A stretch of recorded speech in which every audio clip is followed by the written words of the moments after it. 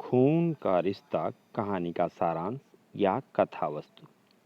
बाबूजी एवं वीर जी में वैचारिक मतभेद।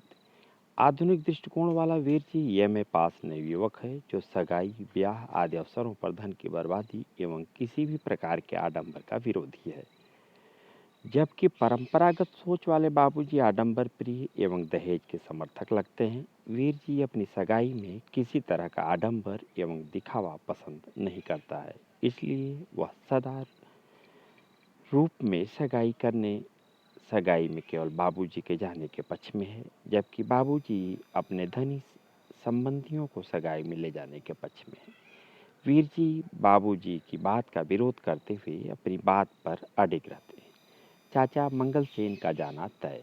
जब बाबूजी ने पगड़ी खोलकर अपने सफेद बालों की दुहाई देते हुए कुछ लोगों को साथ ले जाने की बात कही, तो वीर जी अपने चाचा मंगल सेन को बाबूजी के साथ जाने के लिए कहता है।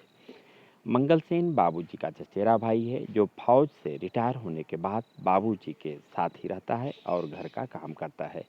गरीब मंगल सेन को बाबूजी बात पर अपमानित करते हैं, उसे उचित सम्मान नहीं देते, जो वीर जी को बुरा लगता है। मंगल सेन को विश्वास था कि वह सगाई में जरूर जाएगा और उसका विश्वास साकार हो गया। समधी जी द्वारा सगाई देना।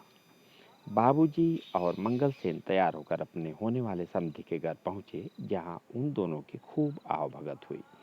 सगाई देने के समय बादाम से भरे कितने ही थाल समधी जी द्वारा लाए गए, पर बाबूजी ने केवल ₹1.25 लेने की ही बात कही।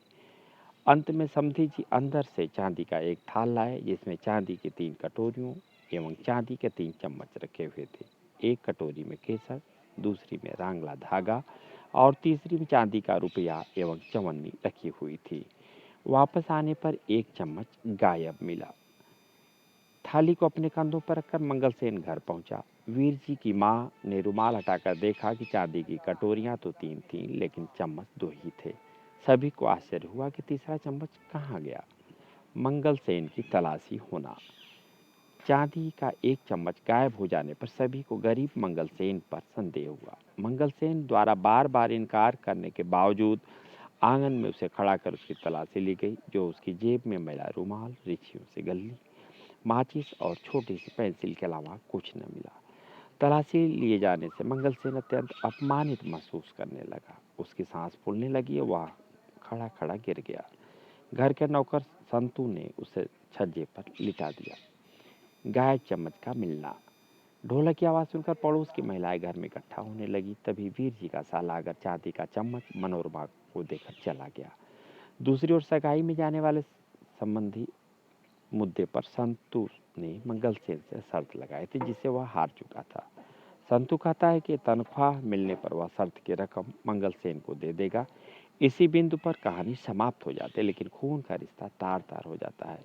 मंगल सेन को यह समझ नहीं आता कि सगाई में उसका जाना उसके लिए सम्मान का सूचक था या अपमान का, क्योंकि सगाई में जाने के कारण उस पर चोरी का आरोप लगाया गया और अपमानित करके उसकी तलाशी ली गई।